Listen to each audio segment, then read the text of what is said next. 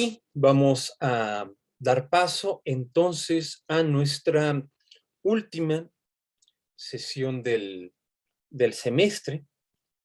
Sabrán ustedes que el calendario de actividades correspondiente a este semestre, el último día de clases es el sábado 27 de noviembre.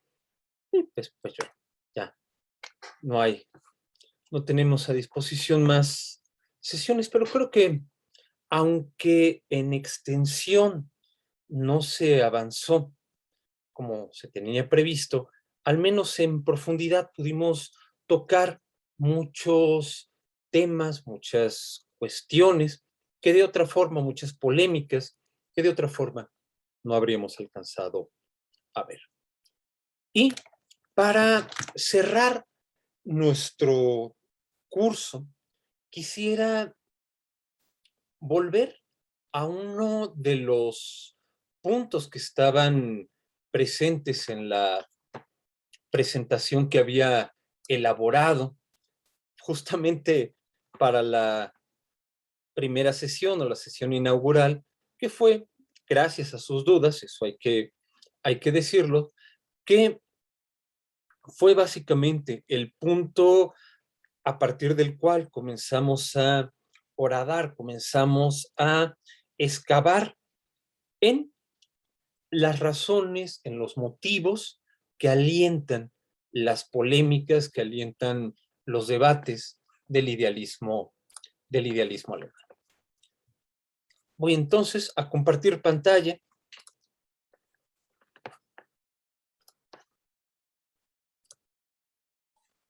Aquí está. Tenemos esta presentación con la que habíamos iniciado. Entre Sofía. Vamos a ver seguridad.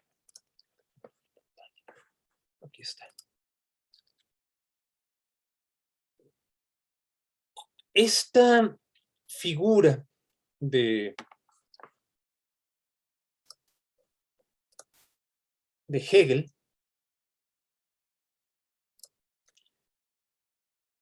en donde, sobre todo este punto, estos dos últimos puntos, comprender lo que algo es significa entender cuáles son las condiciones de su inteligibilidad, las cuales están puestas por el pensamiento, y el idealismo es el nombre de esta posición. Ahí era donde habíamos comenzado a señalar cómo cuando estamos hablando de idealismo en particular, cuando nosotros estamos hablando de idealismo alemán, estamos hablando de una posición para la cual la tarea fundamental de la filosofía consiste en reconstruir, en hacer explícitas las condiciones de la inteligibilidad que ya está operando, que ya está actuando en nuestra experiencia cotidiana. Y en este tercer punto, donde señalaba, la verdad de lo finito es más bien su idealidad. Esta idealidad de lo finito es el principio básico de la filosofía, y toda verdadera filosofía es por esa razón idealismo. Ahí fue donde ustedes mismos, lo digo no para responsabilizarlos, aunque en buena medida sí sería, pero en el buen sentido del término, porque pues eso se espera, que haya dudas, que haya preguntas, y que en buena medida esas inquietudes que ustedes tienen sean las que orienten el, el desarrollo del curso. Se preguntaban, bueno, ¿y qué es la idealidad? Ahí fue donde en la primera mitad de nuestro semestre lo que vimos es que al hablar de idealidad nos estamos refiriendo a la objetividad de los conceptos mediante los cuales explicamos y describimos nuestra experiencia. Una objetividad que consiste en la validez universal de esos conceptos.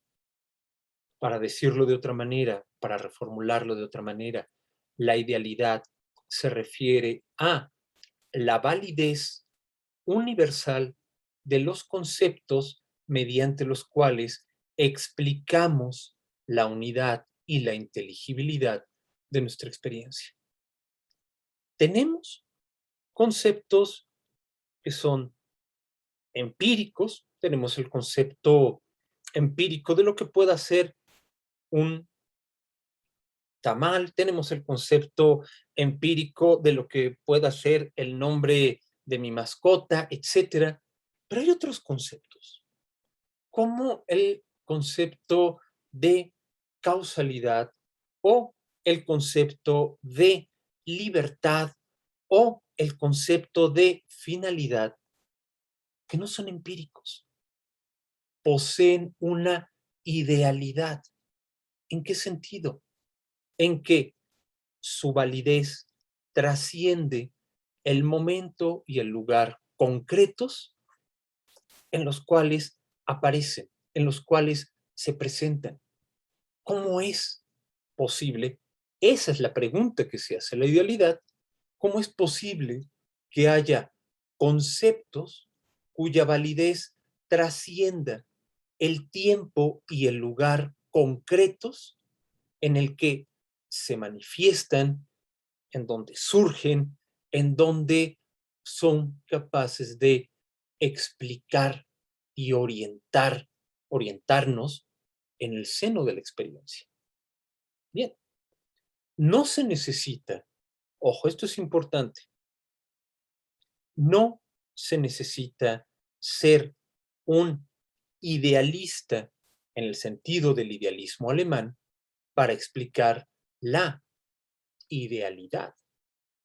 Podemos explicar esa idealidad, por ejemplo, a la manera en la cual lo hace el empirismo británico, me refiero a ello, como el resultado de nuestras ideas abstractas, como el resultado de nuestra imaginación, podemos atribuírselas al quehacer del entendimiento, si quisiéramos ponernos en una posición espinosista.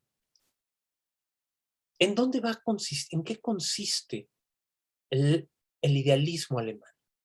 Bien, el idealismo alemán consiste en aquella posición que explica la idealidad como el resultado de la actividad espontánea del pensamiento. Eso es el idealismo.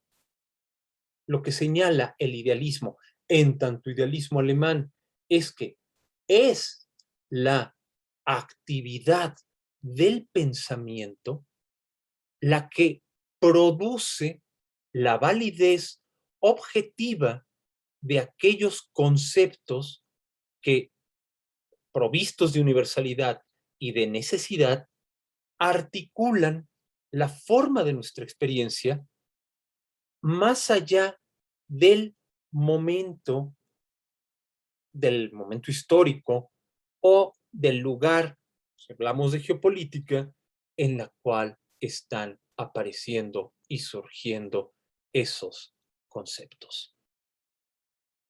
Cuando decimos eso, podemos suponer, ah, estamos entonces ante una posición que supone que los poderes de la mente, que los poderes del sujeto, en especial la razón, proyectan sobre el mundo una racionalidad que lo hace comprensible, que lo hace inteligible, lo cual suena muy bonito, lo cual suena muy ordenado, pero desgraciadamente es un idealismo.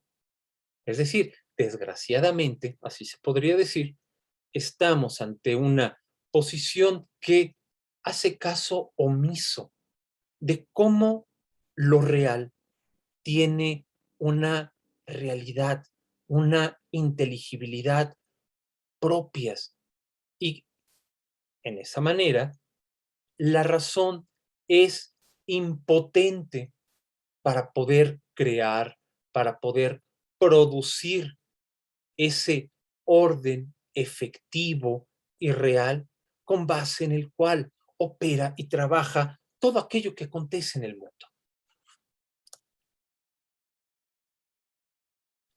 Bien,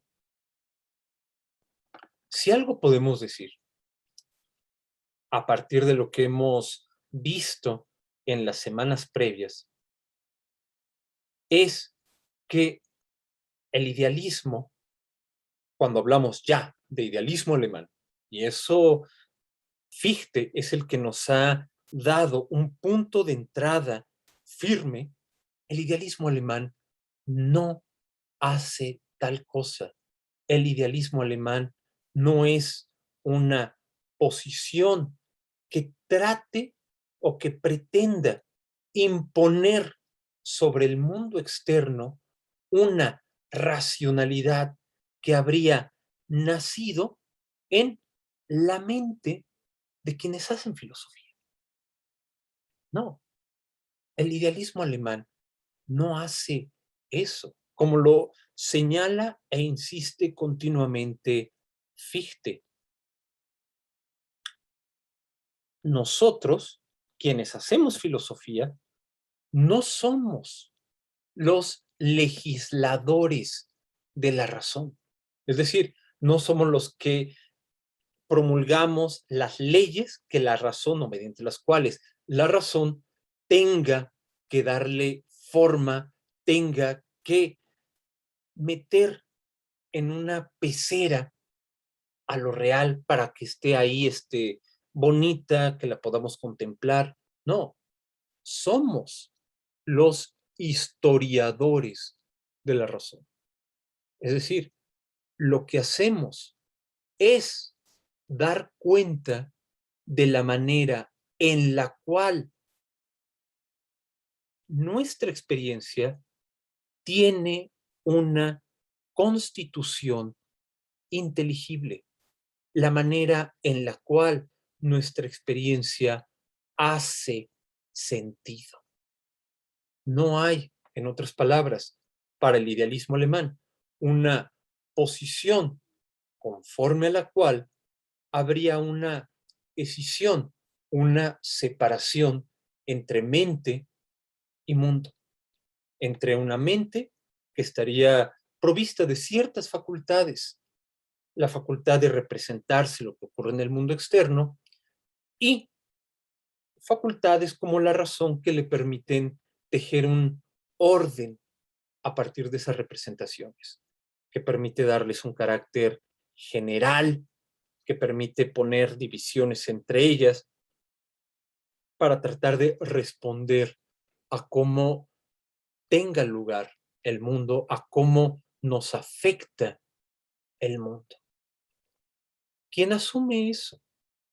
Si nosotros asumimos esa escisión, esa separación entre mente y mundo, ya está, esa es la convicción del idealismo alemán, ya está renunciando de antemano a la posibilidad misma de la filosofía. ¿Por qué? Porque si los conceptos son únicamente la manera en la cual reaccionamos ante una realidad que en el fondo nos rebasa, que en el fondo está más allá de las propias capacidades del pensamiento, entonces, en el mejor de los casos, los conceptos que elabore la filosofía no son más que hipótesis más o menos coherentes mediante las cuales tratamos de hacer medianamente comprensibles una realidad caótica, ignota y que nos desborda por todas partes. No, que sea lo real, como sea lo real, es producto de la actividad del pensamiento. Pero de nueva cuenta, es donde pueden venir objeciones del tipo, pero ¿dónde dejas entonces a la experiencia? ¿Dónde dejas lo que o las distintas maneras en las cuales nuestro entorno nos plantea expectativas, nos plantea retos y nos interpela en la medida en la cual desmiente nuestras explicaciones, rebasa las descripciones que nosotros hagamos? ¿Cómo? Bien, ahí es donde este señor, Hegel, nos puede ofrecer una respuesta. Pero para entender qué respuesta nos ofrece Hegel, tenemos que volver un minuto a lo que hemos visto con Fichte. ¿Y qué es lo que hemos visto con Fichte, tanto en la primera y la segunda introducción a su doctrina de la ciencia, como en las líneas iniciales de ese escrito acerca de una creencia en una divina providencia? Que la filosofía no puede ir más allá de la experiencia. El terreno en el cual trabaja la filosofía es el terreno de la experiencia. Vamos un momento voy a dejar al texto de Fichte, las introducciones a la doctrina de la ciencia. Dejo de compartir y en lo que hago el tránsito al texto fichteano, pues aprovecho para pues, que hagan, si lo desean, una intervención, algo que quieran decir, señalar.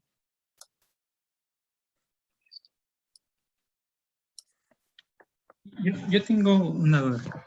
Adelante. No solo como qué significa la idea de experiencia, ¿no? O sea, como esto que había explicado, como la totalidad con sentido, ¿no?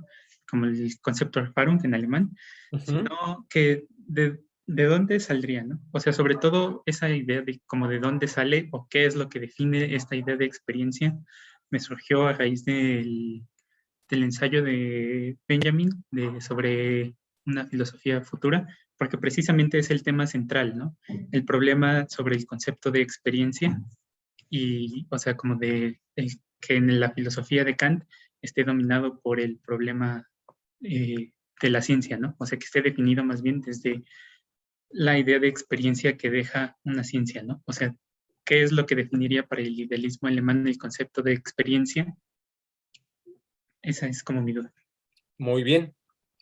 Bien, para señalarlo brevemente, es importante lo que acabas de mencionar. Y, bueno, uno pues siempre tiene que salir con su crítica de la razón pura, la tiene que tener aquí, es como, ahora sí que, como comercial de cierta empresa de servicios financieros, no salga sin ella. ¿Por qué?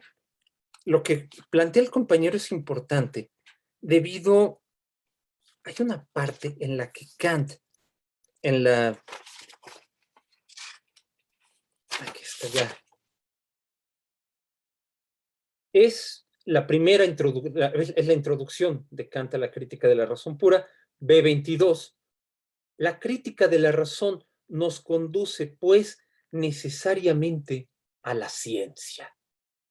Y ahí es donde todos, no, aquí está la raíz y razón del culto de la modernidad a la ciencia, es la pérdida del humanismo y la entrega total a una cultura científico-tecnológica que en el siglo XX habría mostrado, tanto en las guerras mundiales como en el Holocausto, todo su potencial destructivo. Pero ojo, hay que recordar qué es lo que Kant está entendiendo por ciencia. Y si entiende, y si va a ser un poco difícil de plantear así rápido, pero hay que intentarlo, siempre hay que intentarlo.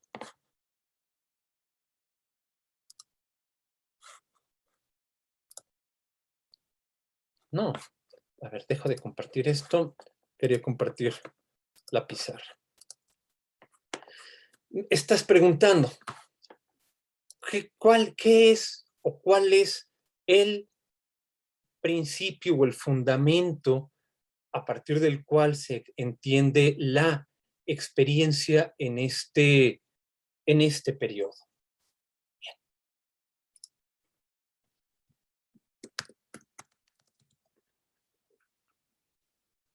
Cuando se está hablando de experiencia en el idealismo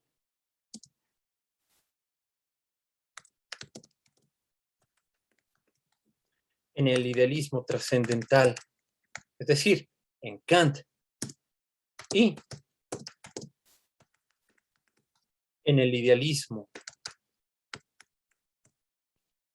alemán, Fichte, Schelling, Hegel, aunque también tendríamos que incluir ahí al romanticismo alemán temprano, ¿en qué estamos pensando?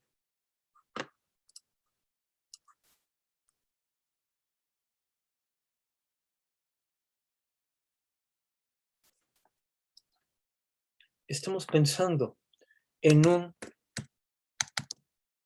campo normativo. ¿En qué medida es normativo? Es normativo en tanto que la experiencia no es la suma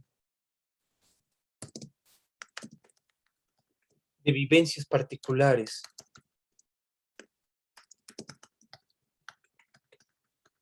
No es la suma de vivencias particulares de un individuo. No es el conjunto de ideas simples que le hayan llegado a partir del contacto con el mundo externo. No es tampoco el conjunto de impresiones que tenga, no es el conjunto de representaciones en el sentido de imágenes mentales que tenga de objetos del mundo externo. No. Sino el conjunto de reglas que condicionan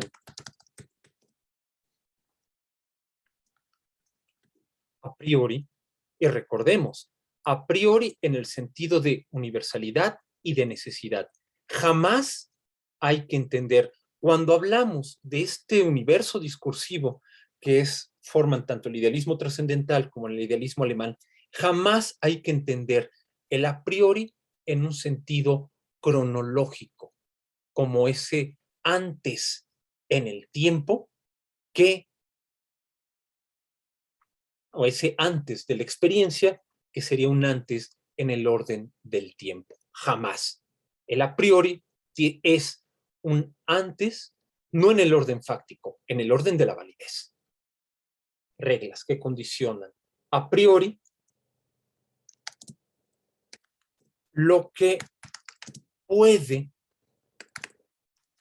aparecer como un objeto en general a la conciencia. ¿Por qué como un objeto? ¿Por qué pongo como un objeto en general? Porque aquí tenemos este término en alemán. Es el que se refiere a ese objeto en general. Gegenstand. Gegenstand no es necesariamente un objeto del mundo externo al cual podamos verificar empíricamente. Aunque desde luego algo que se nos aparezca, por ejemplo, la bolsa de basura que deja un vecino a mitad del pasillo, bueno, ese es un objeto en el sentido de que es algo que le hace frente a la conciencia y a mi paso también, o la mariposita que viene y se me para en la cabeza, también ese es un objeto en general, pero no solo eso. Sí, yo estoy, por ejemplo, recordando qué fue lo que soñé esta noche. Ese recuerdo es un objeto en este sentido. Sí, yo estoy pensando en o me estoy representando qué es lo que tengo que decirle a una persona si quiero pedirle disculpas. Bien, eso que estoy pensando que contestarle es un objeto en general. Es decir, el objeto en general, y eso es imprescindible para entender a qué nos referimos cuando hablamos de experiencia, ese objeto en general es aquello a lo cual tiende, a lo cual se refiere la actividad de la conciencia. Es aquello que se le contrapone a la conciencia. Y esa oposición es la que está presente en en esta primera parte del término gegen.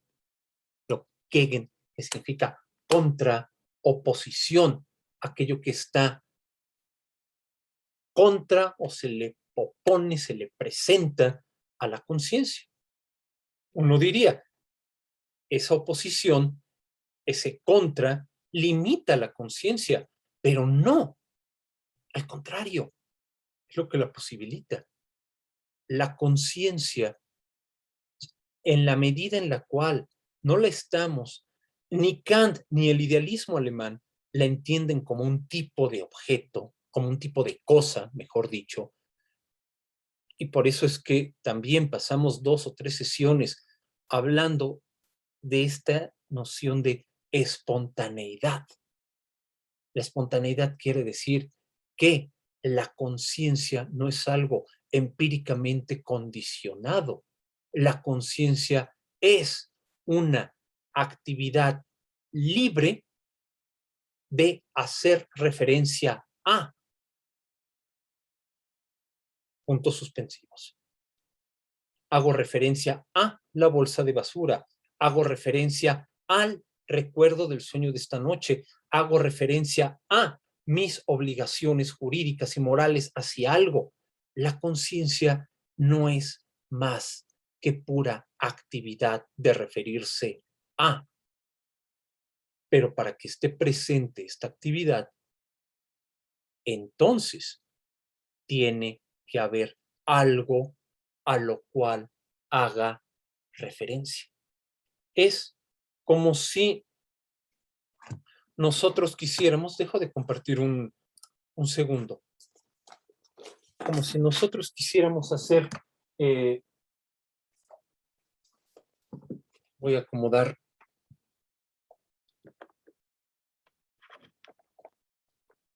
esto para que tengo aquí un libro. Si lo quiero poner nada más así, se va a caer.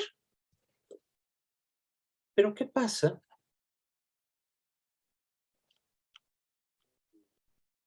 Sí, aquí está. Si lo apoyo en el otro libro, forma una estructura estable, no se cae. Pero si retiro algo, va a caerse. Bien, lo mismo pasa con esta relación de la conciencia con su otro. Si no está presente algo a lo cual haga referencia la conciencia, entonces la conciencia no estaría, la conciencia dejaría de existir. La conciencia tiene entonces que entenderse como una actividad que solo es libre en la medida en la cual algo se le opone, algo le hace resistencia. En este punto es donde uno podría decir o podría señalar, gran descubrimiento, Sherlock, pero, perdón, eso ya lo había planteado el empirismo. Si lo ponemos en bruto, es decir, cuando digo si lo ponemos en bruto, quiero decir, sí, simplemente señalamos, la conciencia se refiere a algo que ella no ha creado, que ella no ha producido, pues sí, estamos diciendo una verdad de hasta cierto punto de perogrullo, y uno podría decir, no se necesita la filosofía para afirmarlo.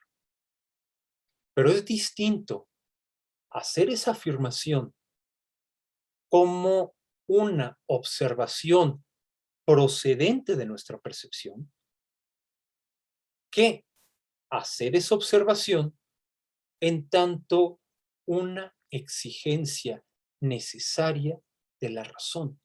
Eso es lo que hace el idealismo alemán. Señalar en y por principio la razón es aquella actividad en la cual la conciencia hace referencia a algo distinto de sí misma.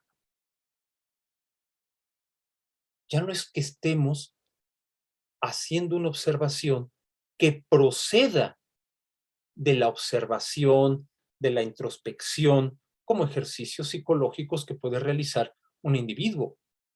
Es el examen de la estructura misma de la razón la que nos muestra, la que nos señala, solo hay razón si hay actividad de la conciencia.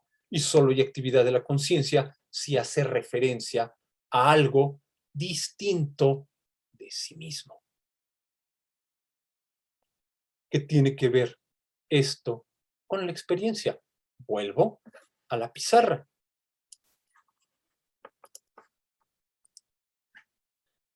Bien, ¿qué? El conjunto de condiciones a priori que tienen que cumplirse para que esa actividad haga referencia a algo distinto de sí mismo, eso es la experiencia. Por eso por eso se habla de experiencia como un campo normativo. Es un campo no en el sentido de el panorama que forma todas aquellas vivencias que ha tenido un individuo. No, en ese sentido no es campo. Es campo en el sentido de todas las reglas a priori que condicionan la posibilidad de que la conciencia haga referencia a un objeto en general. Eso es la experiencia. Y esa descripción de la experiencia, déjenme, voy a aislar esto.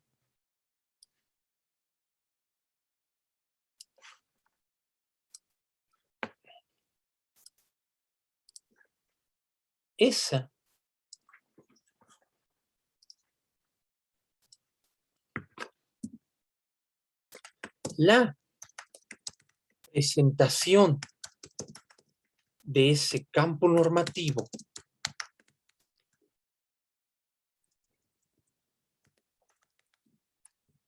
es la tarea de la filosofía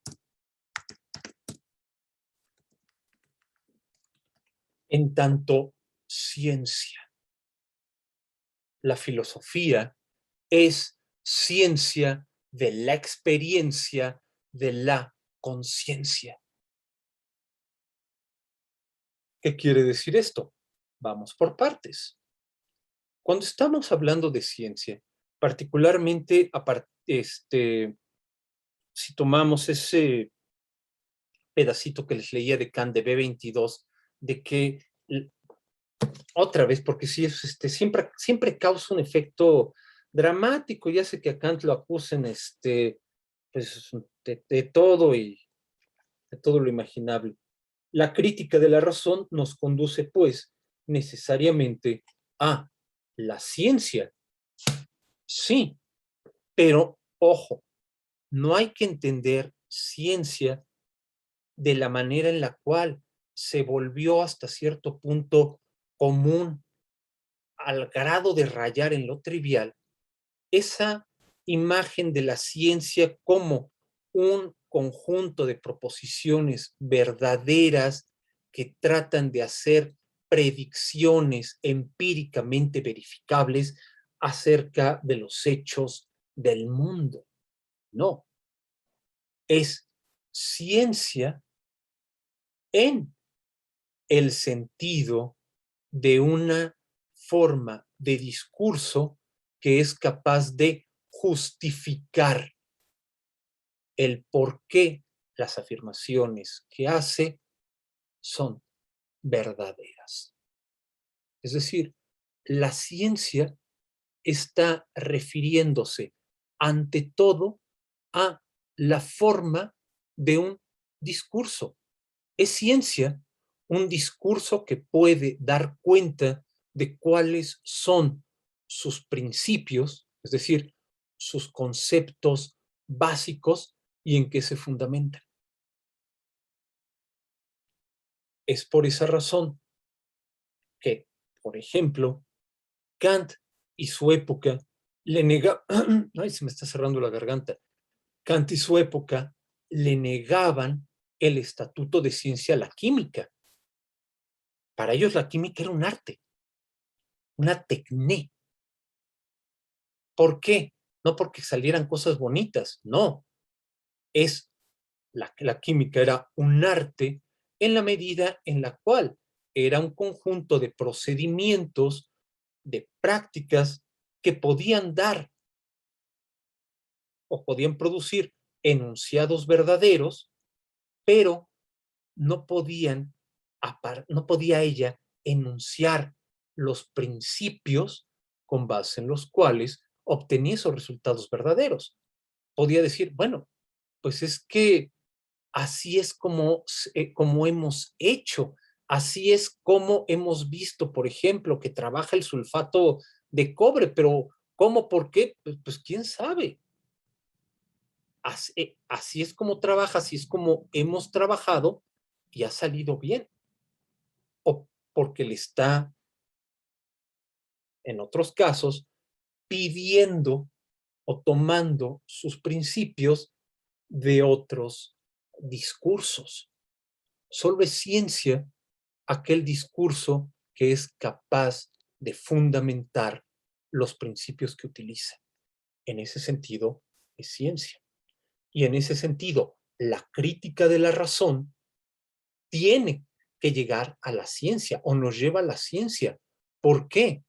Porque la crítica de la razón es la que nos hará capaces de fundamentar por qué toda relación de la conciencia con un objeto en general obedece de manera universal y necesaria a ciertas condiciones, a ciertas reglas. La filosofía, en esa medida, es ciencia de la experiencia. ¿Por qué?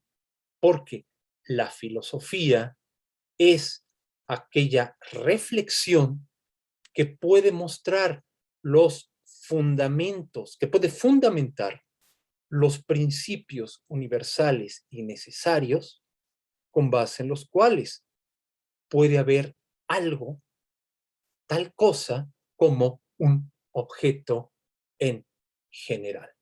¿Para quién? Para la conciencia.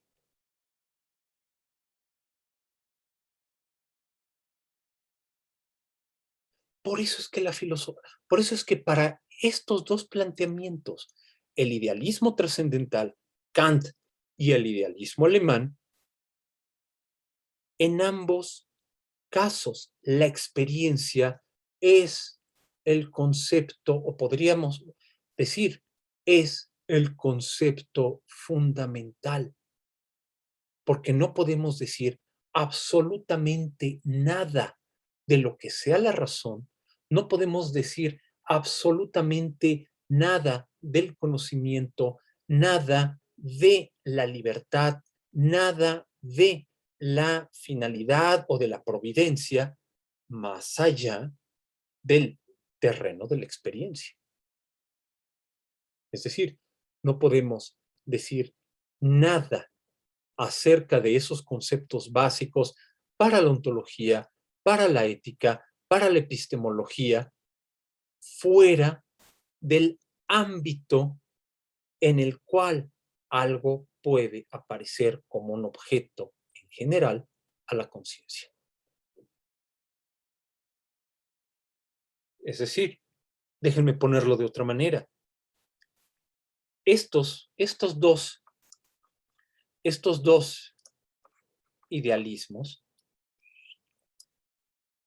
el idealismo trascendental y el idealismo alemán, jamás se preguntan a quemarropa qué es el bien, qué es la verdad, qué es el conocimiento, qué es la divina providencia. Nunca se lo preguntan a quemarropa. ¿Por qué? Porque si se lo preguntaran a quemarropa, es así directamente, como de repente a lo mejor alguna vez les ha ocurrido que, ¿qué estudias? Filosofía, qué bien. Hay de dos cuando les hacen esa pregunta. O les dicen, ¿y eso para qué sirve? ¿Y de qué vas a vivir? ¿Y cuál es su utilidad práctica? O les pueden decir, ¡ay, qué bonito! Oye, ¿y tú qué estudias filosofía? ¿Qué es el amor? ¿Qué es el bien? Bueno, y cuando a uno le hacen ese tipo de preguntas, uno extraña realmente a cuando te están preguntando de qué vas a vivir y en dónde se trabaja, etcétera.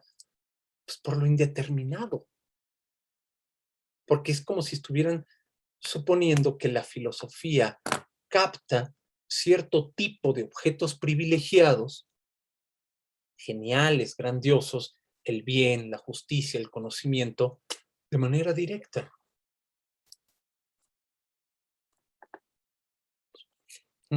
Así. Ah.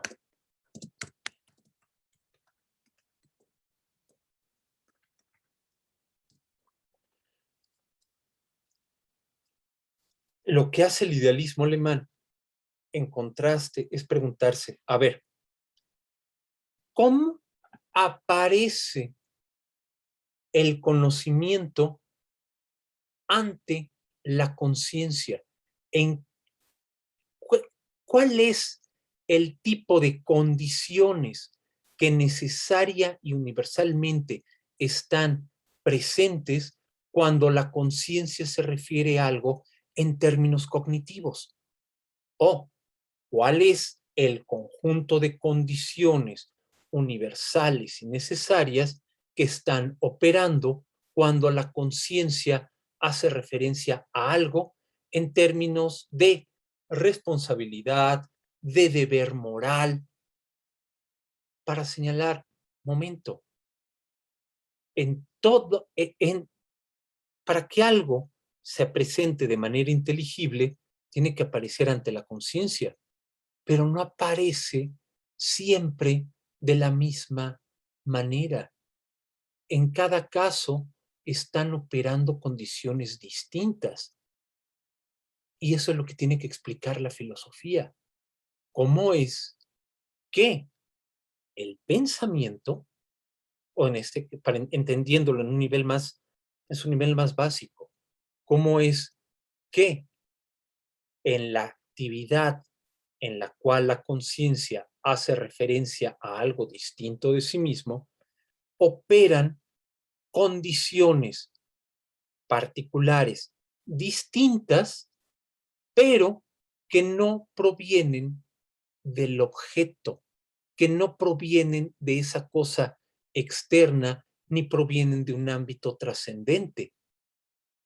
¿Cómo es que en su relación a algo distinto de ella misma, la conciencia supone o despliega implícitamente condiciones que cambian? Cambian dependiendo si estamos hablando del ámbito epistemológico o si estamos hablando, por ejemplo, del ámbito ético.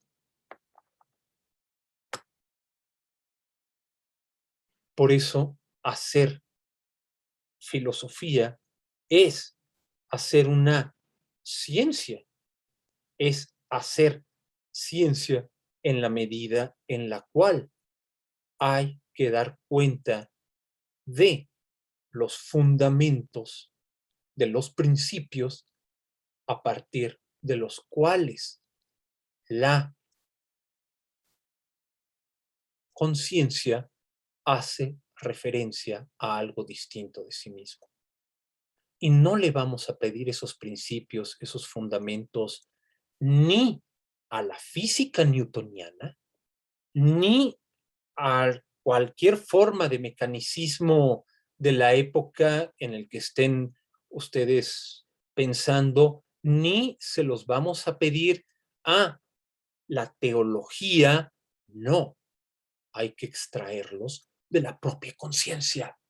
Hay que observar cómo opera la propia conciencia en su relación con algo distinto de sí mismo.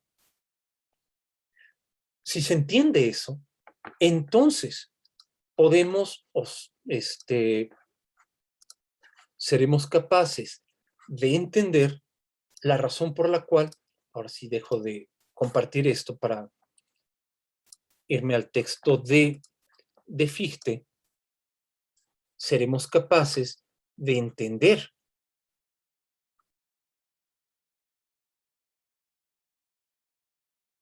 esto que señala. Es en la página 33, es, creo, en las últimas páginas de la primera introducción a la doctrina de la ciencia.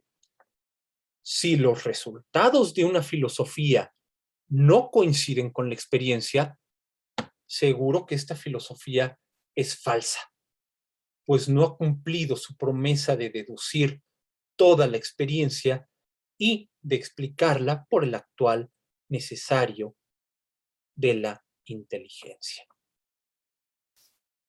Esto. Si los resultados de una filosofía no coinciden con la experiencia, seguro que esta filosofía es falsa.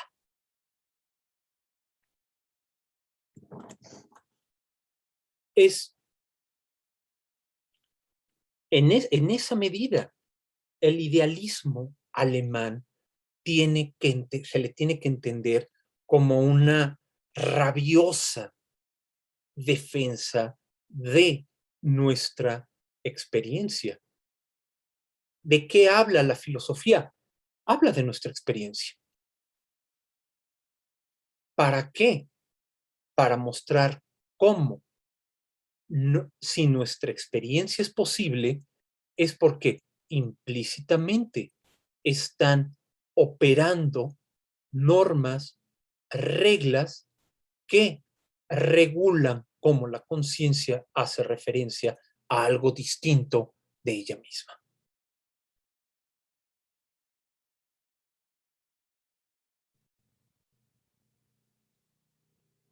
No hay idealismo alemán si no está esta base firme de la experiencia y que lleve a cabo esta promesa de deducir toda la experiencia y de explicarla por el actuar necesario de la inteligencia. Inteligencia en el sentido de actividad de la conciencia. ustedes pueden o podrían decir, pero si Fichte, si el idealismo alemán está señalando que si los resultados de una filosofía no coinciden con la experiencia, bueno, pues entonces toda filosofía, acorde a lo que nos está planteando este señor Fichte, va a ser falsa. ¿Por qué?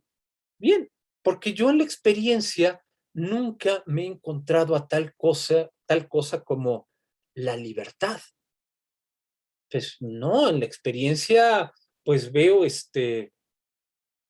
a mi, veo a mi compadre, en la experiencia, veo mm, que empeora la calidad del aire, que está subiendo costo de la canasta básica, puedo ver que ha habido un descenso de la temperatura por el frente frío, pero perdón, la libertad, la verdad, la racionalidad, discúlpenme, no tengo el gusto de que me las hayan presentado, no las veo.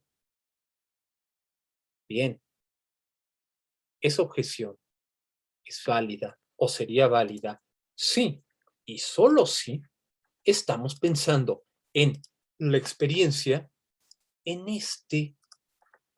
en este sentido, como una suma de vivencias particulares.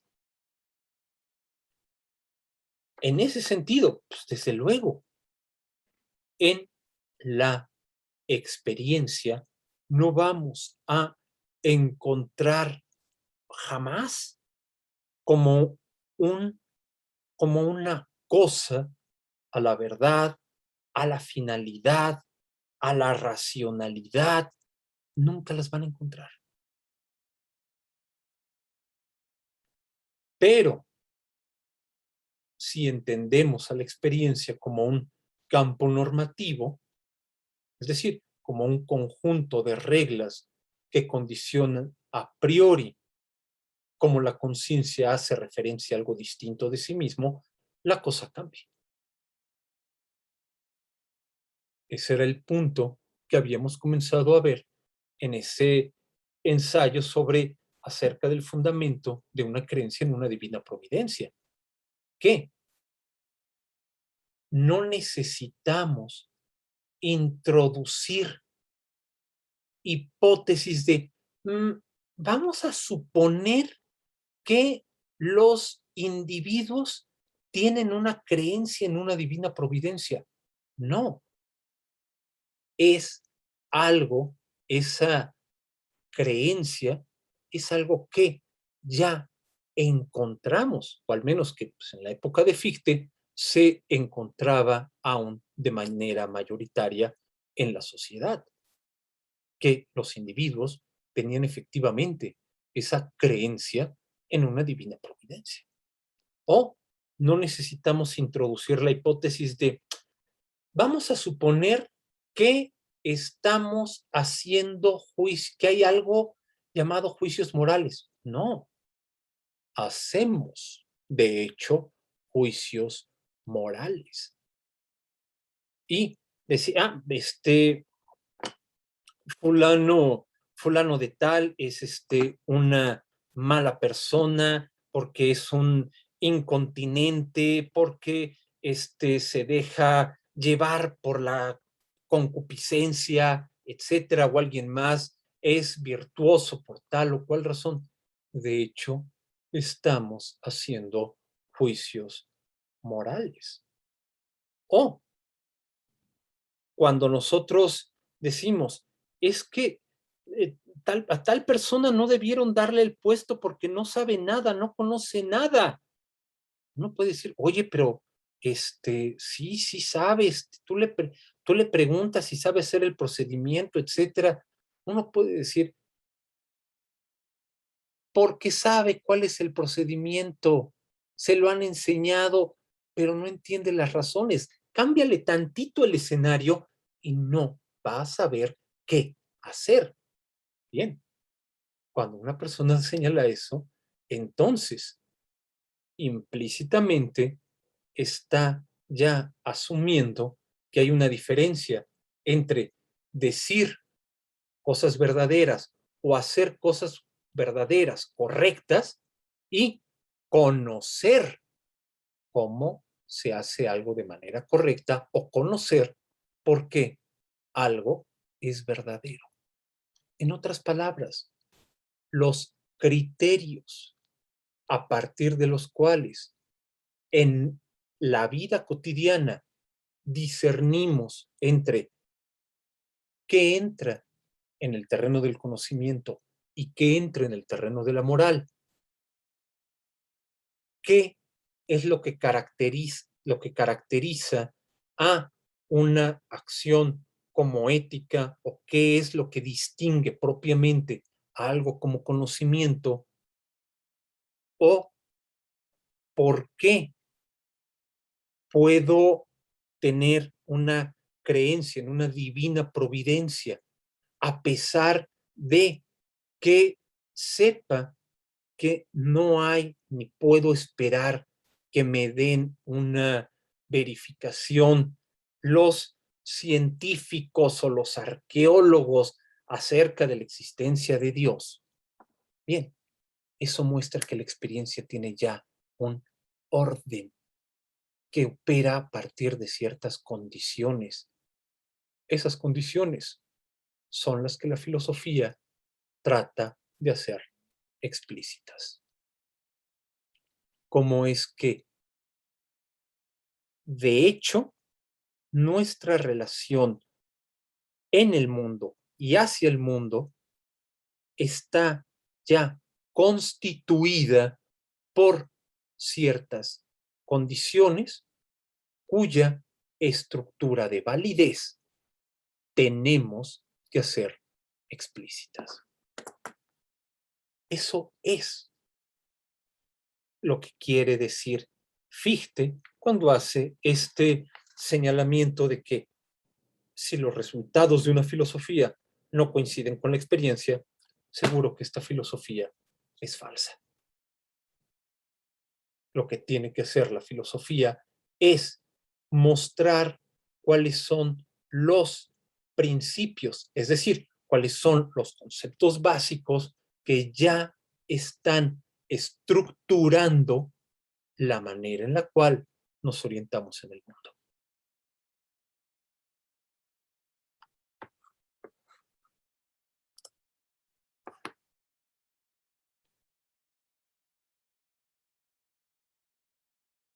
Entonces la tarea de la filosofía no se establece. Estoy leyendo en el chat una pregunta de Iván Tapia. Entonces la tarea de la filosofía no, se, no es establecer el campo normativo, sino explicar cómo éste llegó a ser. O sea, no decir que es el bien, sino explicar cómo se constituyó nuestro concepto del bien.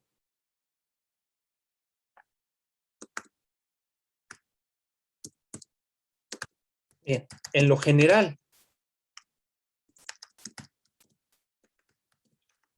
así es. Y ahí está la diferencia entre Kant, Kant y el idealismo alemán. ¿Por qué? Bien, permítanme explicarlo, por favor, para dar paso a Hegel. Cuando estamos presentando este campo normativo, cuando estamos haciendo ciencia de ese campo normativo que es la experiencia, nosotros, ¿qué es? ¿Qué es lo que sabemos? Podemos trazar, déjenme ponerlo así, podemos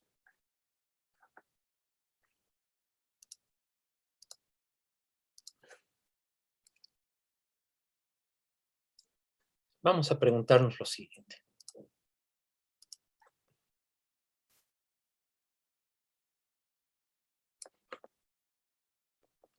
Y la pregunta es, ¿Y cómo se hace?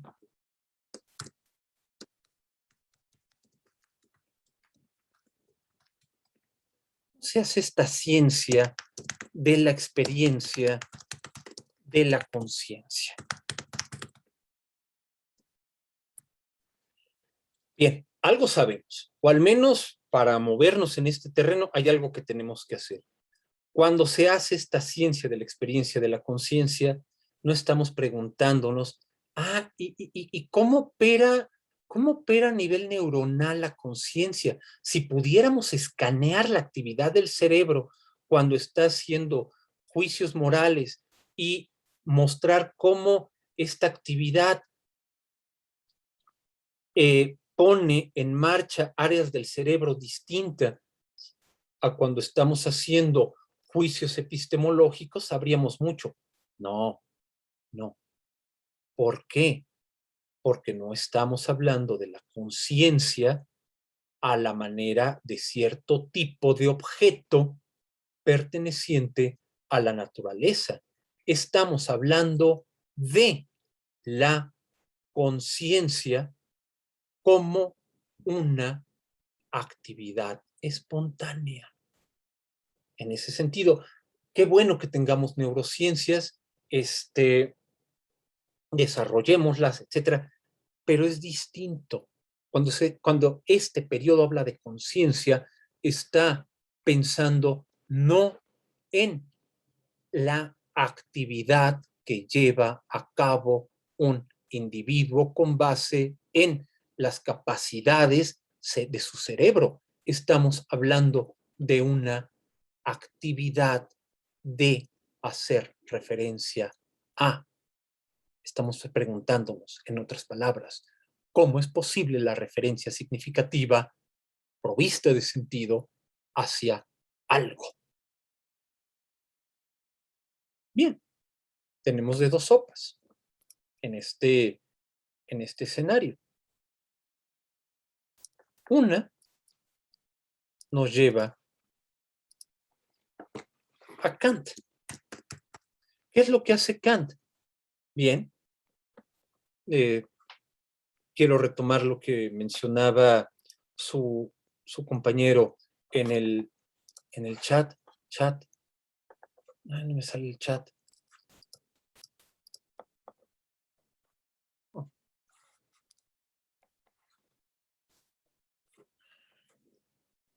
Aquí está. Es lo que hace Kant es establecer ese campo normativo. Lo que está señalando Kant es, bien, hay que trazar la frontera constitutiva de ese campo normativo. Es lo que Kant denomina una geografía de la razón.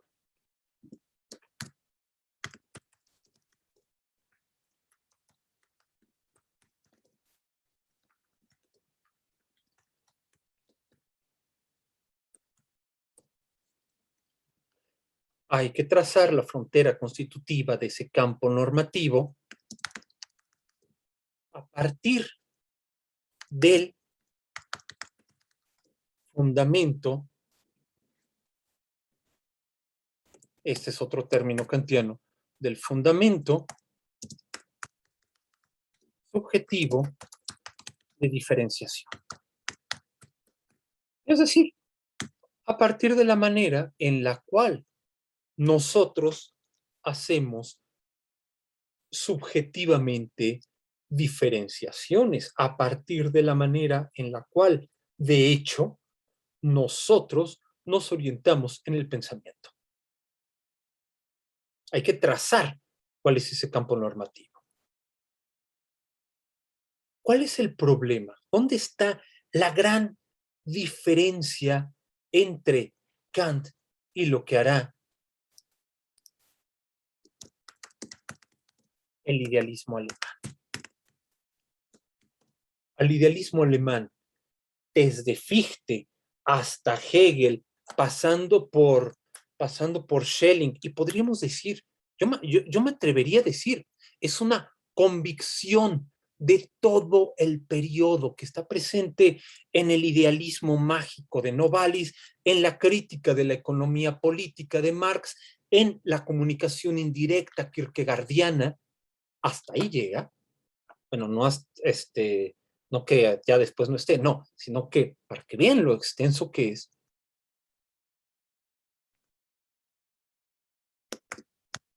Sí, nos limitamos a trazar la geografía de la razón, entonces estamos limitando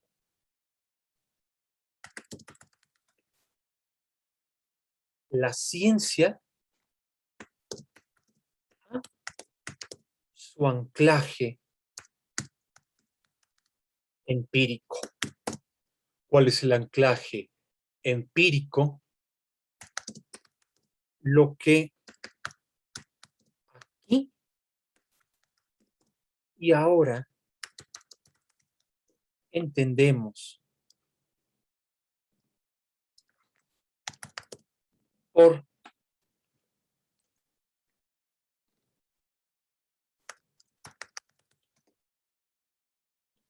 experiencia, por ser humano. Es decir, el problema con Kant, o el problema que ellos ven con Kant, es que si nada más se trata de mostrar cuáles son las fronteras de este campo normativo, de lo que sea la experiencia, es porque ya estamos de antemano suponiendo lo siguiente: la experiencia no va a cambiar. ¿Cómo aparece ahora? ¿Cómo se nos presenta aquí y ahora? ¿Cómo aquí y ahora se nos aparece un objeto en general? Es la base incuestionable y definitiva de todo posterior trabajo y de toda posterior operación de la conciencia. En otras palabras, si nos contentamos, como hizo Kant, con trazar la frontera constitutiva de ese campo normativo, entonces estamos supeditando o estamos introduciendo una constricción arbitraria a la espontaneidad de la conciencia. No, de lo que se trata es entender el proceso a lo largo del cual, a través del cual trabaja esa actividad de la conciencia. Tenemos que entender, en otras palabras, ese campo normativo en el sentido de un proceso, no en el sentido de un hecho. No estamos reconstruyendo las condiciones de un hecho, estamos reconstruyendo las reglas y condiciones de un movimiento. Eso es la dialéctica, al menos en el caso de Hegel.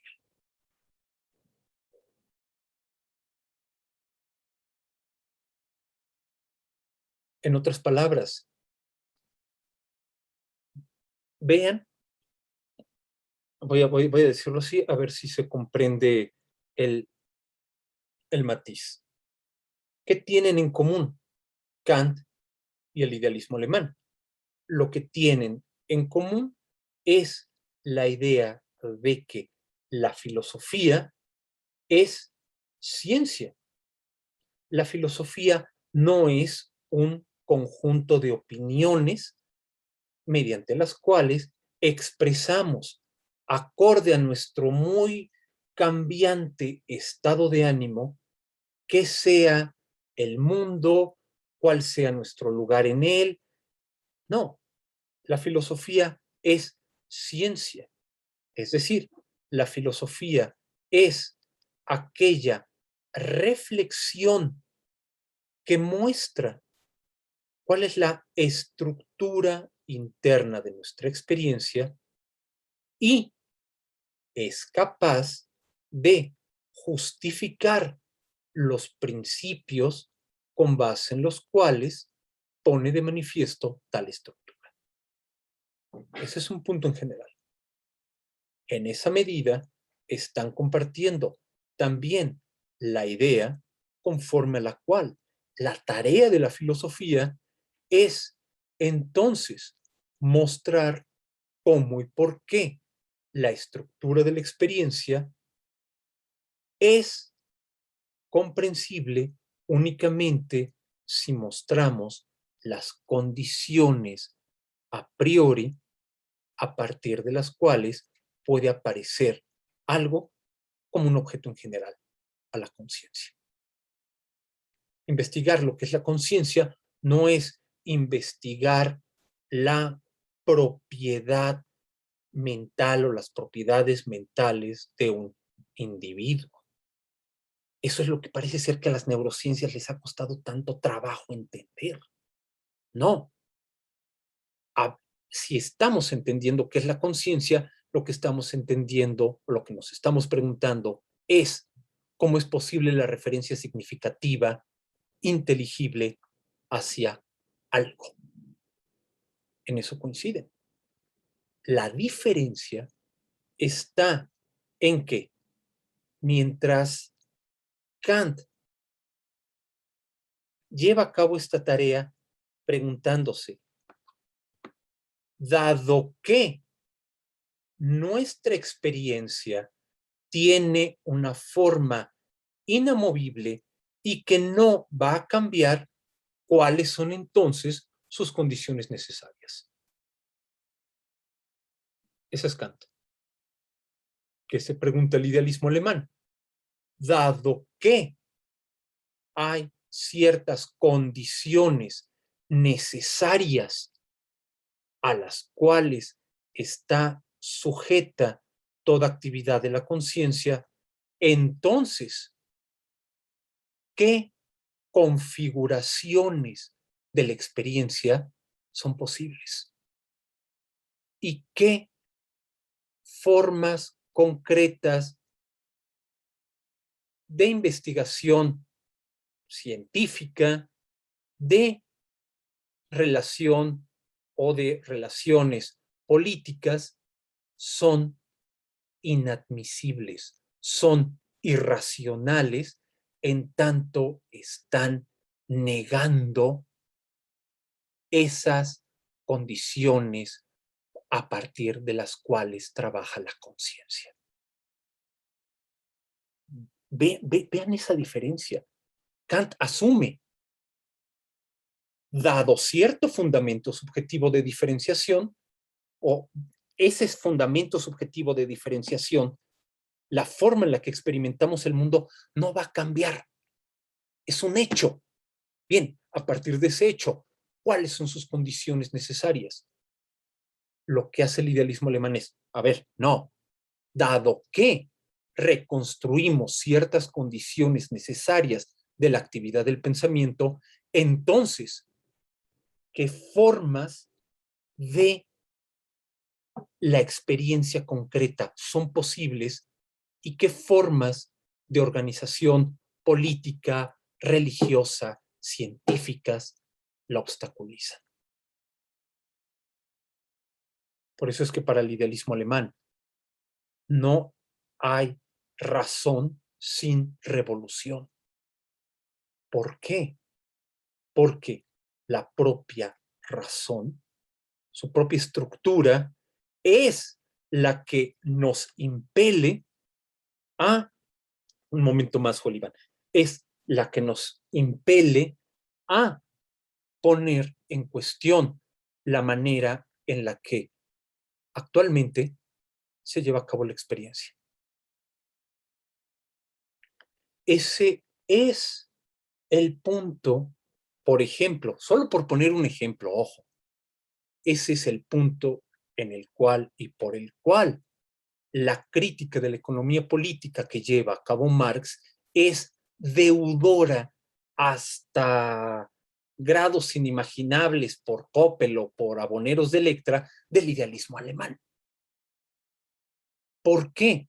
Porque muchos dicen, es que cuando habla de una crítica de la economía política ya supeditó todo a la economía. Momento, no. ¿Qué es la economía política?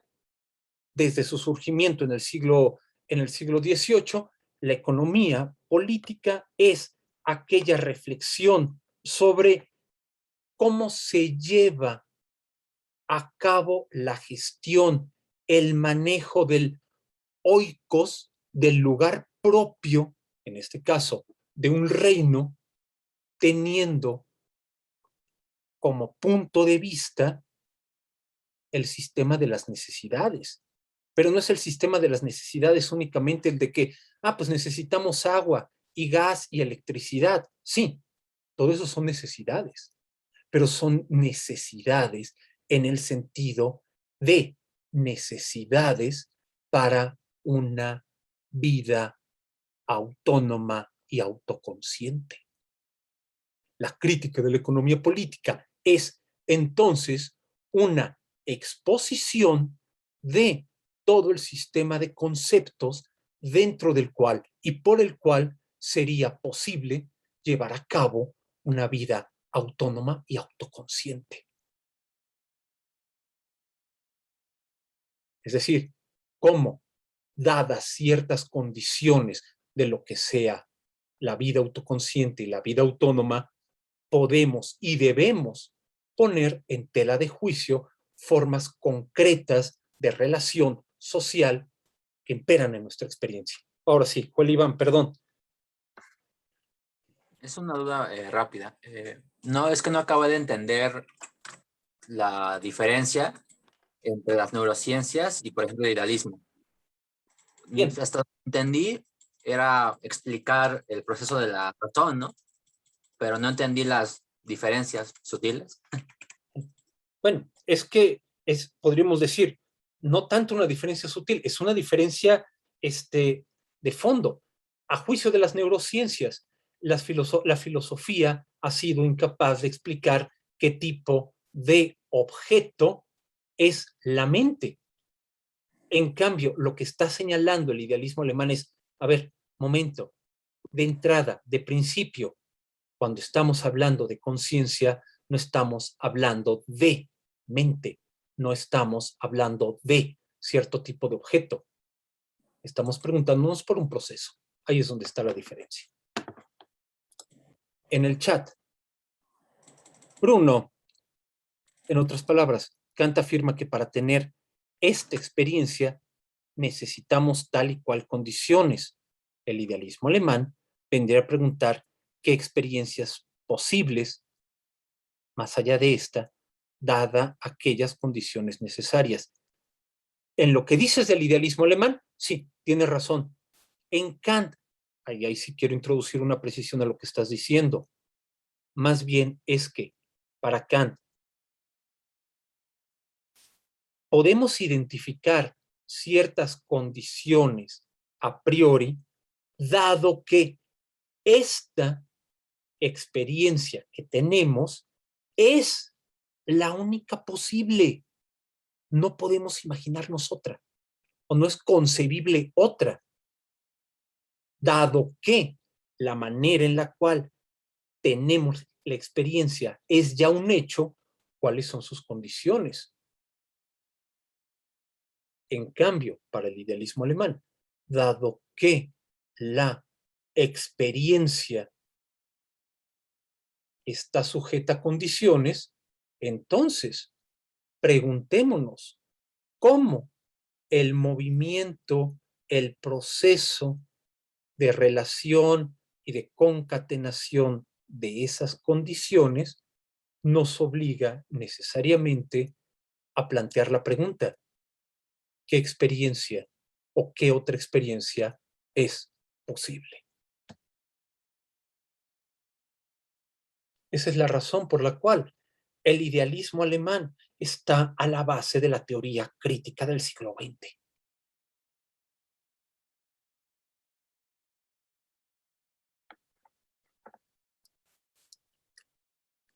¿Y dónde podemos ver esto que les estoy diciendo? Ah, ahora sí, por fin, y ya pues los minutos finales, vamos a Hegel.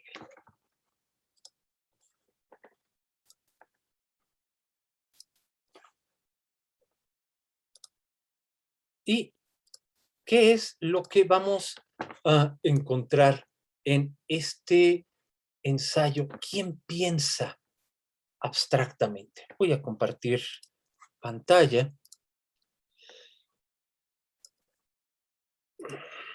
Aquí está. Hegel, ¿quién piensa abstractamente?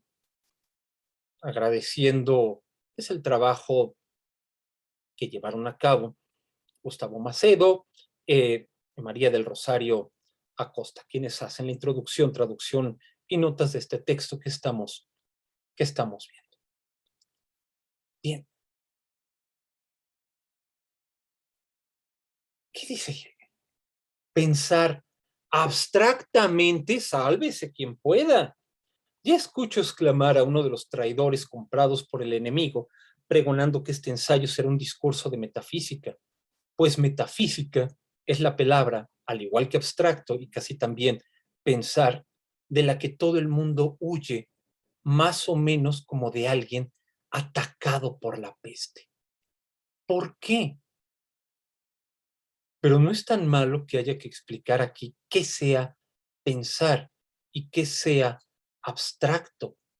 Nada es tan insoportable como la explicación para el mundo bello. El mundo bello, aquí ponen los traductores, Hegel se refiere a la buena sociedad o al mundo superficial. Bien, pues sí, se refiere a la buena sociedad, pero ahí sí me permito disentir de los traductores en el sentido de que sea el mundo superficial. No, el mundo bello es la buena sociedad. Recuerden, ¿quién puede ser quién puede ser esa buena sociedad en ese conjunto de pequeños reinos que es Alemania en el primer tercio del siglo XIX? Desde luego, es el ámbito de la aristocracia, pero no únicamente el ámbito de la aristocracia. A los aristócratas les gusta tener en su corte personas que son capaces de grandes proezas físicas o artísticas y también rodearse de intelectuales. Da buen, da buen da buena imagen, da una buena impresión que tengas, y pensémoslo en el escenario concreto. ¿Quién era Leibniz? Era bibliotecario de la corte de Mainz, para poner un ejemplo. ¿En qué empezaron trabajando Hölderlin, Hegel? Empezaron como preceptores de familias aristocráticas, de familias nobles.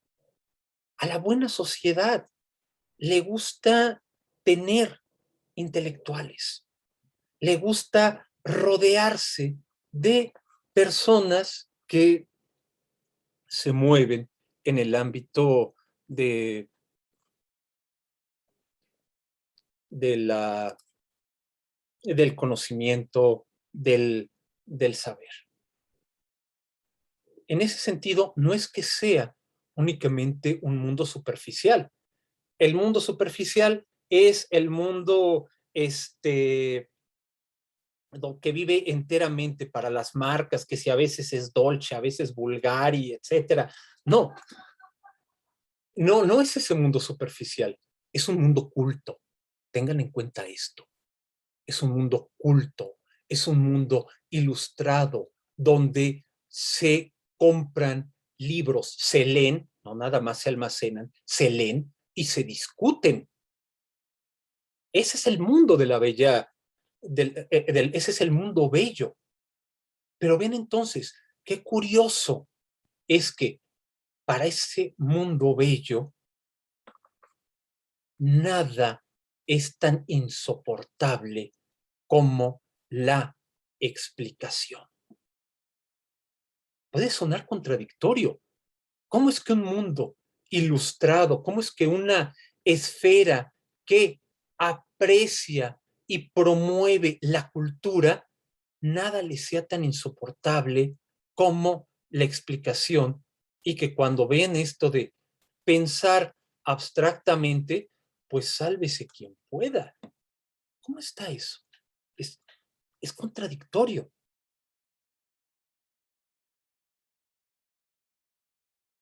Es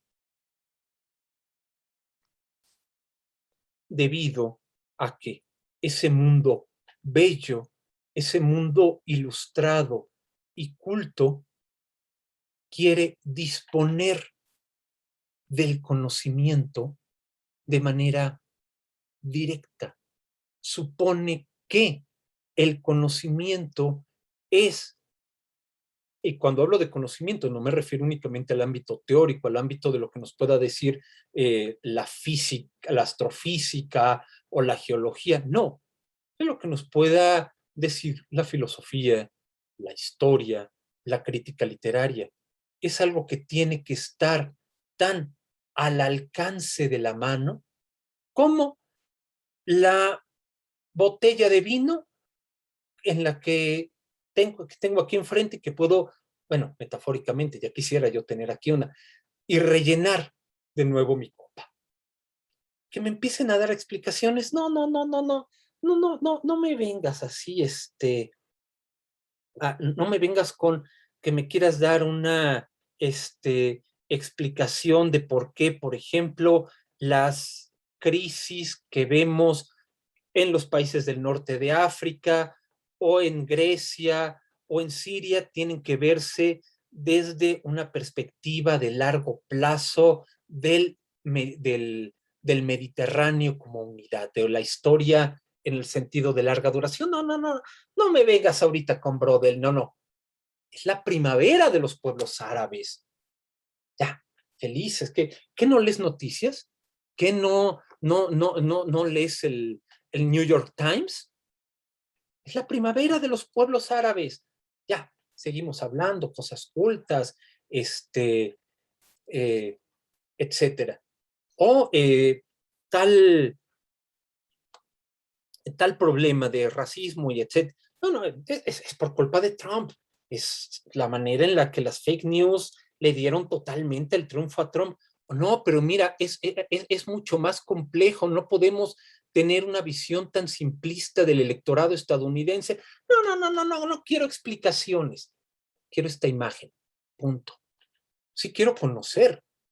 Aspiro a la cultura, aspiro a la ciencia, pero quiero que la tener cultura y tener ciencia sea como tener mi colección de Funkos, bonito, aquí, no hay mayores matices, nada más. Ay, mira, sí se parece a Jon Snow. Ah, sí, aunque no tengas más los rasgos, las características, no se entra en la discusión, en la exposición del proceso de formación de los conceptos.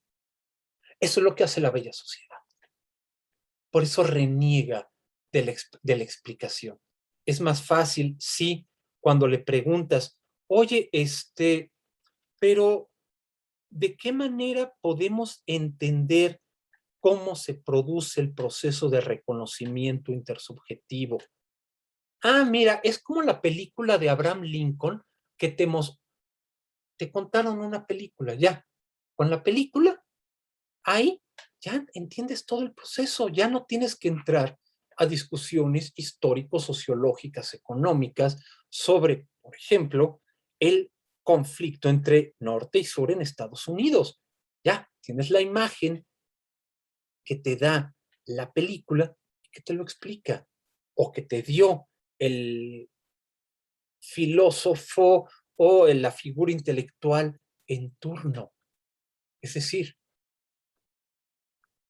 vean cómo se las regresa Hegel. Aquí me voy a la página 154, es la página 4 del PDF. ¿Quién piensa abstractamente? El hombre inculto, no el educado. Por eso la buena sociedad no piensa abstractamente, porque es demasiado fácil, demasiado vulgar. No vulgar según un estatus externo por una nobleza vacía que se pone por encima de lo que no es capaz, sino debido a la inferioridad intrínseca del asunto. Lo que está diciéndole Hegel a esa sociedad ilustrada de su tiempo es, en realidad, no son educados, son incultos. Cuando desprecian la abstracción como si fuera algo de poca monta, algo inferior, cuando decimos, no invites a este tipo a la reunión, que luego se pone a hablar de consideraciones macroeconómicas y de cómo hay que cambia la tasa de interés, etcétera. No, mejor si queremos un economista, mejor a este otro y ya está. Luego nos hace chistoretes y consejos sobre cómo invertir bien nuestro dinero.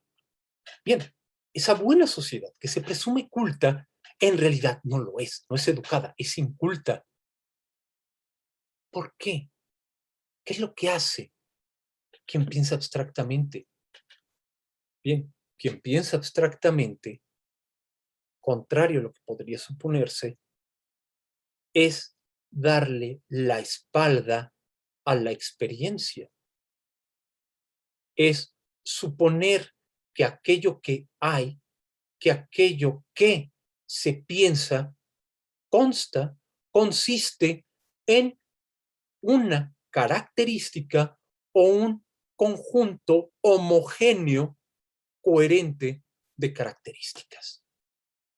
Quien piensa abstractamente no se percata que lo que es decir, no se percata que el asunto del pensamiento es el resultado de un proceso de coordinación de las distintas, contradictorias y antagónicas maneras en las cuales la conciencia hace referencia a algo. No se percata, en breve, de que la diversidad de la experiencia no es mera y llanamente una diversidad de cosas. La diversidad de la experiencia es una diversidad de maneras de juzgar, una diversidad de maneras de hacer referencia a una misma cosa. Veamos el ejemplo que nos da, los dos ejemplos que nos da Hegel.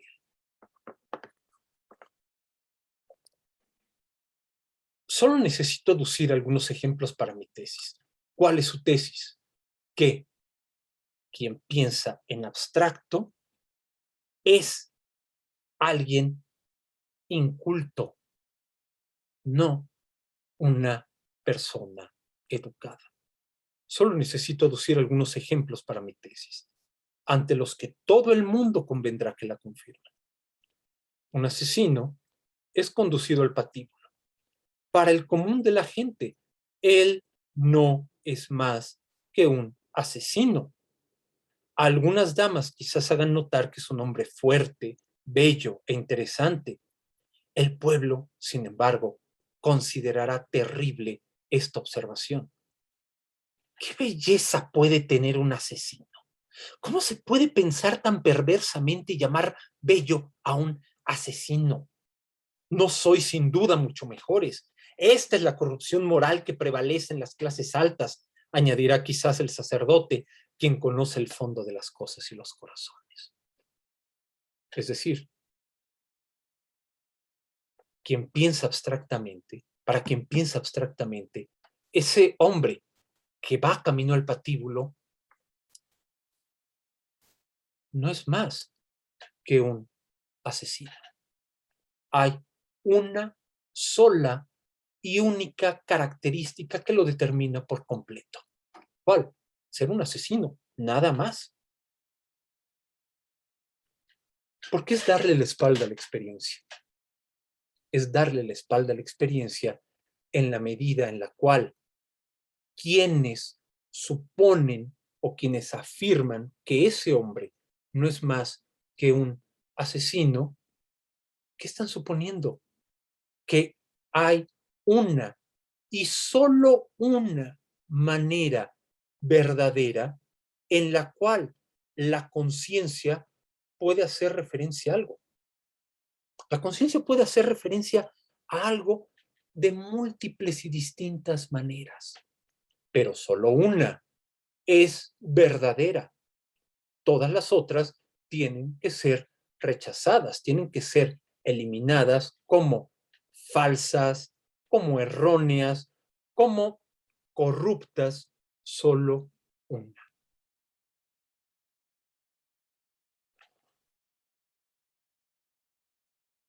Y entonces, todas las otras formas de hacer referencia a él, haciendo notar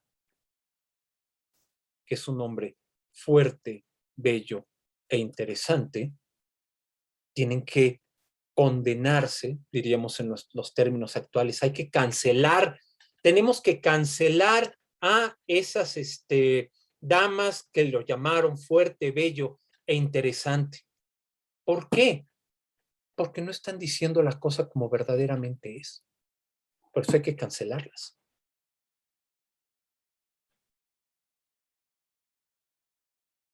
¿Qué es lo que está de fondo en la condena, que en este caso pues, viene del sacerdote, a esas damas que hacen notar que es un hombre fuerte, bello e interesante? Lo que está detrás es suponer que la relación de la conciencia al objeto es o tiene que aspirar a ser, en todo caso, una relación unívoca. La conciencia tiene que encontrar la forma correcta, buena y verdadera de hacer referencia a algo. Pero ¿qué es lo que se esconde detrás de esa suposición? Que la conciencia no es libre, que la conciencia está obligada a reconocer aquello a lo cual se refiere de una única manera posible.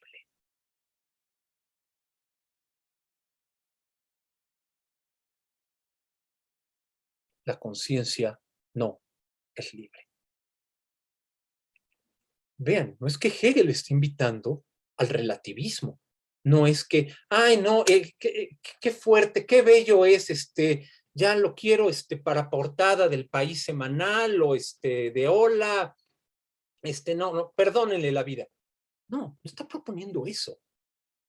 Lo que está haciendo Hegel es subrayar. Hay distintas maneras en las cuales la conciencia puede referirse a algo.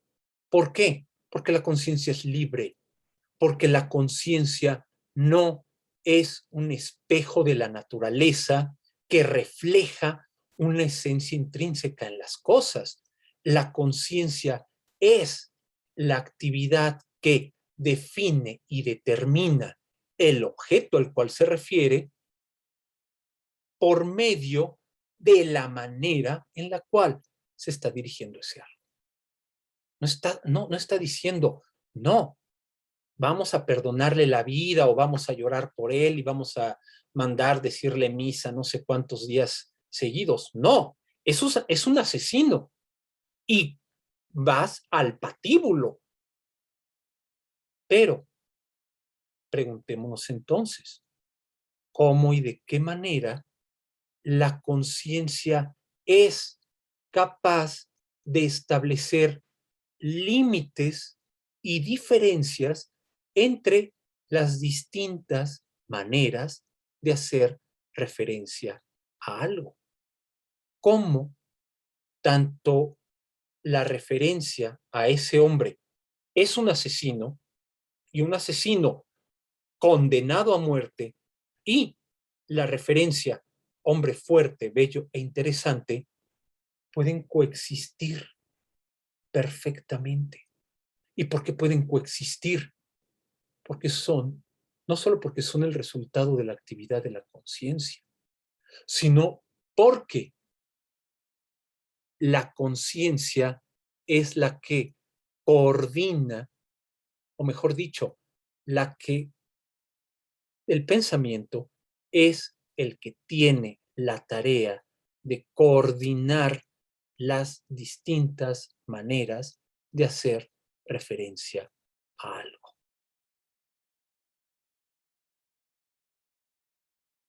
Eso quiere decir pensar de manera concreta. Pensar de manera concreta. Vuelvo a la pizarra, a lo que habíamos estado escribiendo. Pensar de manera concreta es mostrar cómo el campo normativo de la experiencia no es un hecho dado e inamovible, sino que está en constante proceso de formación y no puede limitarse a un anclaje empírico. No, hay que mostrar el proceso a través del cual se han constituido los distintos límites, las distintas regiones dentro de las cuales puede trabajar la conciencia. Ven el contraste que hace Hegel entre quien simple y llanamente ve con desprecio a esas damas que hicieron esa observación de que hombre fuerte, bello e interesante, con un conocedor de los hombres. Busca el camino que tomó la formación del criminal, encuentra en su historia una mala educación, malas relaciones familiares entre el padre y la madre, alguna excesiva severidad ante una pequeña falta de este hombre que lo enconó contra el orden social, una primera reacción en contra que lo condujo a marginarse y a no poder mantenerse más que por medio del delito. Podrá haber sin duda personas que cuando escuchen tales cosas, quiere culpar al asesino. ¿Lo quieres culpar? No. Quiere entender el proceso que lo llevó a ser un asesino. Quiere entender que si es un asesino, no es porque uno diga, es un monstruo, ha de tener el gen del mal, o ha de estar poseído por Pazuzu, o por quien ustedes quieran, o por qué sé yo. No. Quiere entender el proceso a través del cual las distintas determinaciones de la experiencia hacen que se le entienda como un asesino. Eso es lo que quiere el idealismo. Entender cuál es el proceso a través del cual se forman y se coordinan los conceptos mediante los cuales trabaja nuestra conciencia. ¿Para qué? ¿Para reconciliarlos? No, claro que no. Para poder entender cómo nos movemos entre esferas de validez, entre pretensiones distintas, conflictivas e incluso antagónicas.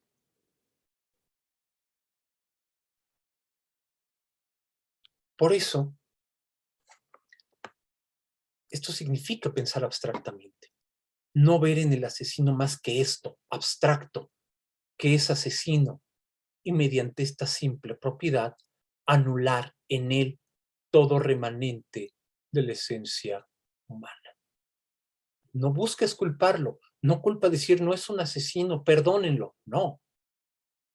Lo que trata de hacer quien piensa en concreto, y eso es lo que hace la filosofía, pensar lo concreto es entender una actividad normativa. No nada más cuando está señalando esto de que el idealismo quiere entender el proceso de formación de nuestros conceptos, no es, como señala, por ejemplo, Richard Rorty, como sugiere Richard Rorty, dejar la filosofía y entregarnos alegremente al carrusel histórico sociológico literario. No.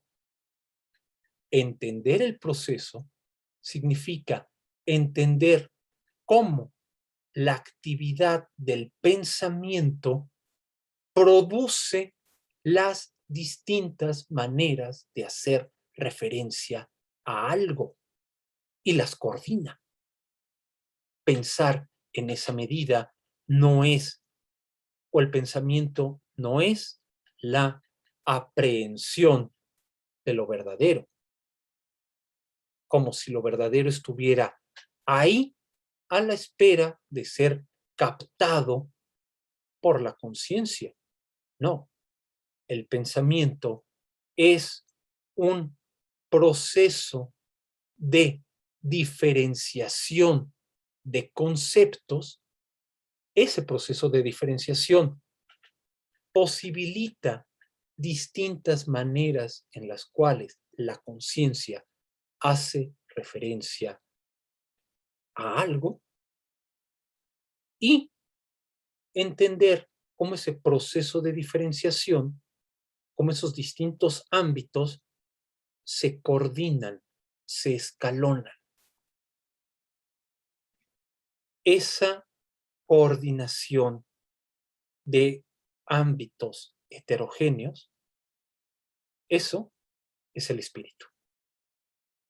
Una época, podríamos decir, una época puede ser sumamente crítica, sumamente ilustrada, sumamente científica y preguntar siempre por la verdad de aquello a lo cual se refiere. ¿Qué es tal acto? Ah, eso es apropiación cultural, condenémoslo.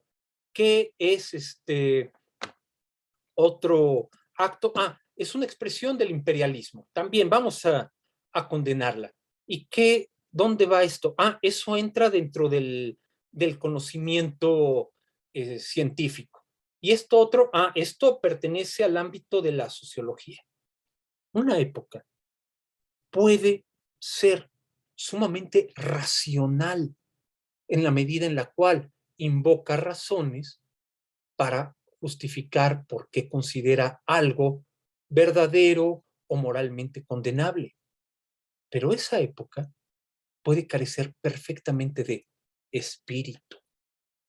Es decir, puede ser del todo incapaz de explicar cómo y por qué una misma cosa, una misma persona o un mismo acontecimiento puede ser juzgado desde perspectivas conceptuales distintas, las cuales no tienen que ponerse en competencia para ver cuál de ellas eliminamos y cuál conservamos. El espíritu es el que señala. Hay que reconocer que las distintas maneras de referirnos a algo son resultado de un proceso que se ha formado históricamente y que lo que tenemos que hacer es coordinar, gestionar ese conflicto, no tratar de eliminarlo. Entender cómo nuestra referencia al mundo es plural y que estamos obligados, en tanto seres humanos educados, en tanto seres humanos cultos, a discernir cuál es el ámbito, cuál es la esfera conceptual dentro de la cual juzgamos algo. No suponer que estamos libres de responsabilidad porque el científico, el, el estadista o el pedagogo, etcétera, ya nos dijeron cómo tenemos que juzgar algo.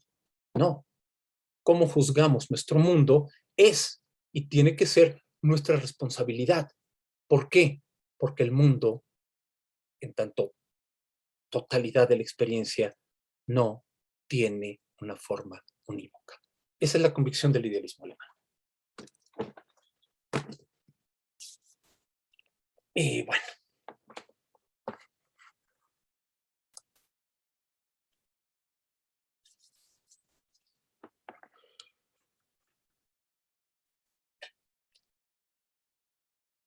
Pues, siendo las 11:59 de el lunes 22 de noviembre de 2021, ponemos fin a este curso de historia de la filosofía 7. Ya, bueno, tienen ustedes en el aula virtual las opciones para elaborar el trabajo, los requisitos de cada una de esas opciones, así como la fecha de entrega, que es, recordémoslo, hasta enero. Cualquier otra duda, pues, por favor, siéntanse libres de escribir al correo institucional para poder darle cauce y respuesta. Sin más, entonces, me despido de ustedes, les deseo una excelente semana y un excelente final de semestre. Muchas gracias por su paciencia, ha sido un placer trabajar para ustedes.